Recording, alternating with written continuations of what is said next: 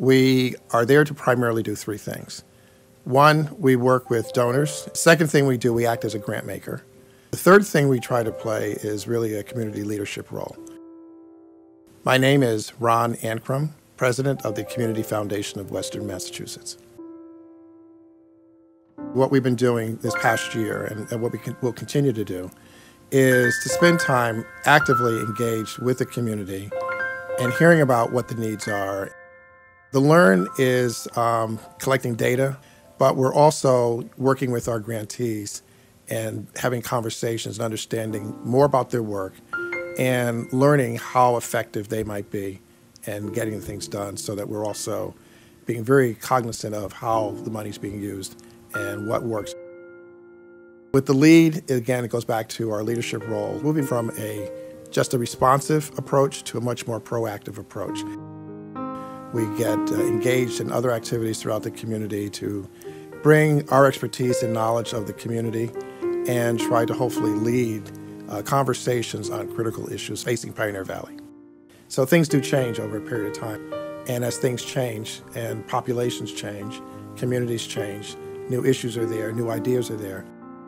Employment is clearly one of the major issues. And in this region, we're very aware of the kind of job opportunities in the green economy and where the economy seems to be going.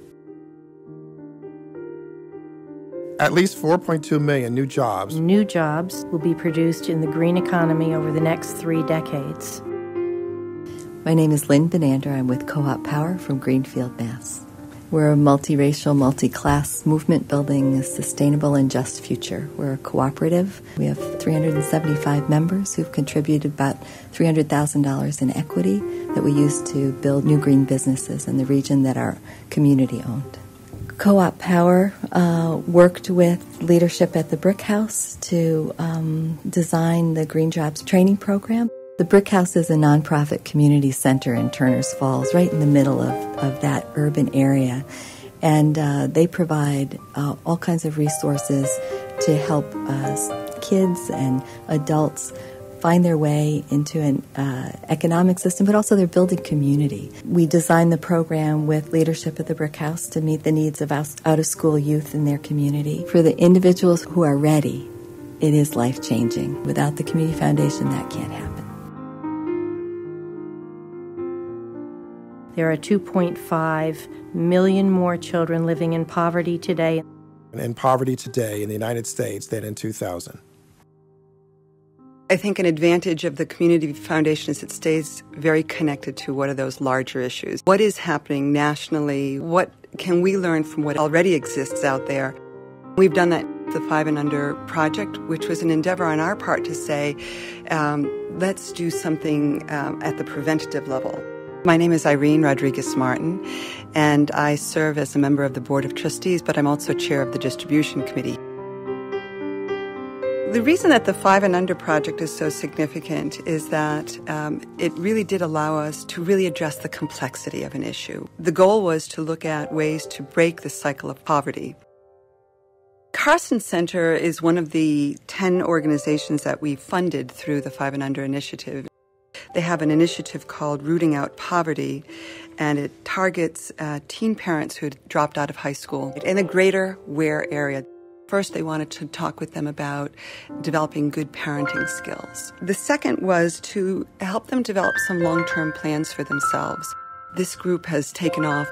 Our hope is by impacting on these very young parents that we will be making a difference in the lives of their children and hopefully in their lives as well.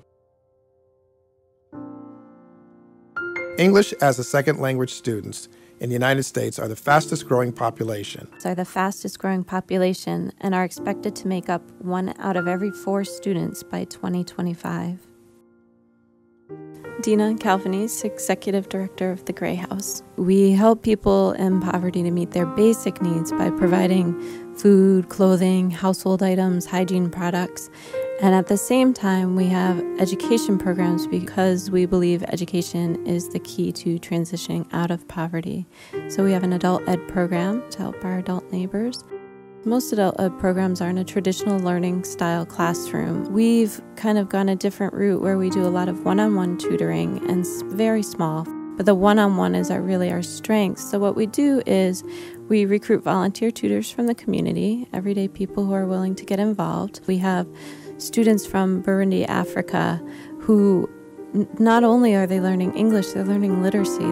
It's really incredible to watch the results of that program. Community Foundation has been a long-time supporter of the Gray House. Their support is crucial to us. And the Community Foundation just has a really nice way of understanding the agencies in Springfield and the surrounding areas because they're right here with us, and that makes a big difference for us. We hope that the Community Foundation feels like their investment in the Gray House is well worth it and helping to create a better community.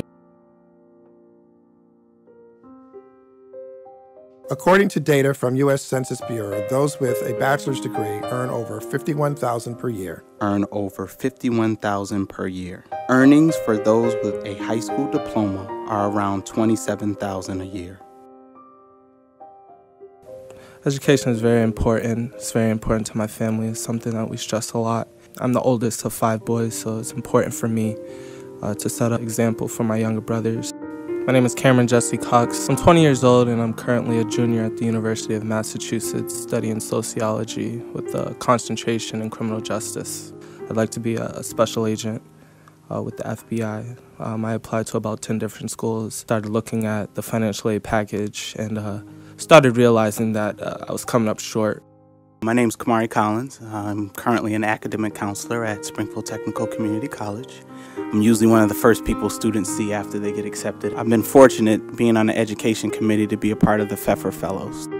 Diana and Leon Pfeffer, socialites from New York City, moved from Park Avenue to East Longmeadow in 1961. There, they became fixtures in the community, supporting the arts and education. Diana, who was unable to afford an education as a young woman, left over $400,000 to establish the Pfeffer Fellowship upon her passing 2 years ago. I was one of those students. Being able to have people throughout my life who sort of provided some guidance, those words of wisdom, really made the difference. I get those students who are really literally like, if I don't get some answers today, I'm really just ready to give up. Because I feel like too many doors have been closed and I don't know where else to turn. Life without the Community Foundation would be a whole different picture in this valley. I'm Peggy Woods, and I'm a trustee of the Community Foundation and chair the Strategic Initiatives Committee. My name is Paul Doherty. I'm an attorney practicing law in Springfield and live with my family in Longmeadow, Massachusetts. We established a scholarship fund. My brother and I decided a number of years ago that we wanted to recognize and remember my mother and father, Louis and Mary Doherty. It's a highly desirable thing to have a giving community, and you have to have some organization within the community to make that happen. And I see the Community Foundation playing the lead role of making this a giving community. I've seen the impact of the kinds of programs that the Community Foundation supports in my own community and throughout the valley. It's just a very positive organization that makes positive changes in people's lives. There's plenty more to be done, lots of opportunities, and I think the future looks bright for the Community Foundation. Thank you very much, Community Foundation. You've been a great help to me and other students that I've known, and we all appreciate you, and we want you to keep doing what you're doing.